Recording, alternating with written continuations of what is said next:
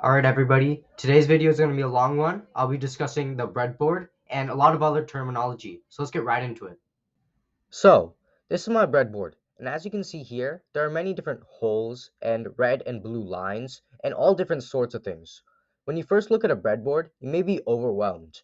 Well, no need to worry, because I'm going to explain to you all the basics of a breadboard. A very common question that a beginner may have is, what is a breadboard? Well, simply put, a breadboard is a board for prototyping or building circuits on. It allows you to make connections without having to solder any pieces together. Now, let's take a look at our board.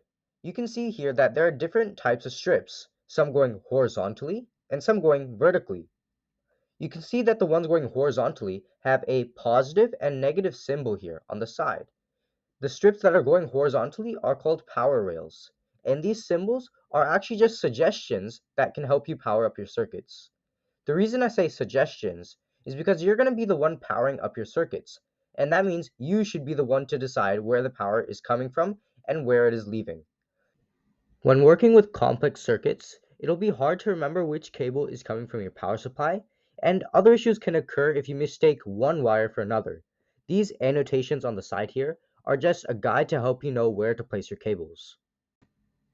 This will make more sense in a bit, but let's get back to the point. So all of these power rails on the side here are all shorted together. And why is this actually important? Well, I've changed my view here a little bit so that you can get a more complete view of what I'm going to be doing. So I'm just going to move my breadboard to the side here, and I'm going to grab my Raspberry Pi. My Raspberry Pi is going to be my power supply for a circuit that I'm going to create.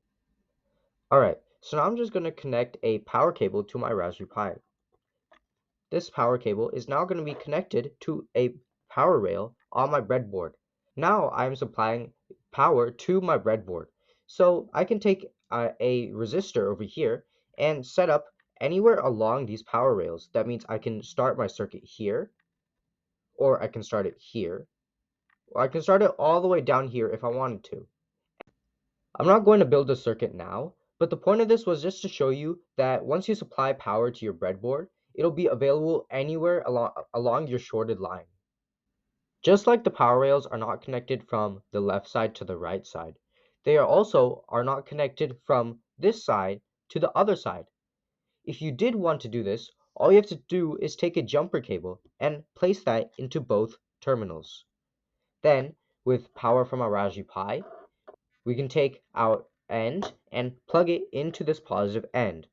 So now if you see here, power is coming from a Raspberry Pi into this terminal, and it flows all the way from here because all of these are shorted together, and we reach our jumper wire, which this helps it to short the left side to our right side.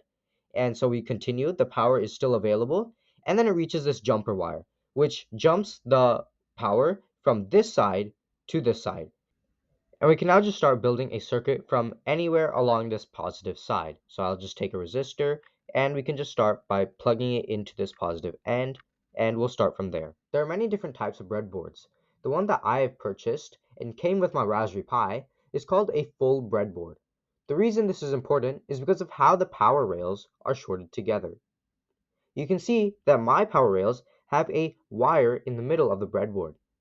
The reason that there is a wire here is because though I said that the power rails are all shorted together here, these two sides here are actually not shorted together. However, my breadboard came with these jumper wires in the middle, which I then placed in between the power rails so that power is available anywhere along the rails. Just to show you guys, I can take these jumper wires out, and this is what it looks like. So by placing these in between here, power is now available anywhere along here if I supply power to my breadboard. However, let's say I had a full plus breadboard. A full plus breadboard has all of these power rails shorted together and does not require a jumper wire in the middle to connect them. So make sure you know what breadboard you are purchasing. Alright, now let's take a look at our vertical strips. You know how our power rails are shorted horizontally? Well, our vertical strips are actually going to be shorted vertically. And these vertical strips are called terminal strips. And there's one important thing to take note of. You can see here that our vertical strips are actually shorted like this, vertically. That means that they are not shorted horizontally. So this strip is not shorted to this strip. So we cannot connect our circuits imagining that this is how the power is going to be supplied. And just like these two terminal strips are not shorted next to each other, that also applies to these two sides of the breadboard. These are not shorted together, which means I cannot supply power over here and continue the circuit all the way down, thinking that this terminal strip is going to be all shorted together. These are actually two different terminal strips. That's very important to take note of when you are building your circuits. The reason for having two sides of the breadboard is for when you're connecting integrated circuits onto your breadboard. Alright guys, that's going to be it for today's video. Hope you enjoyed, and I'll see you in the next one.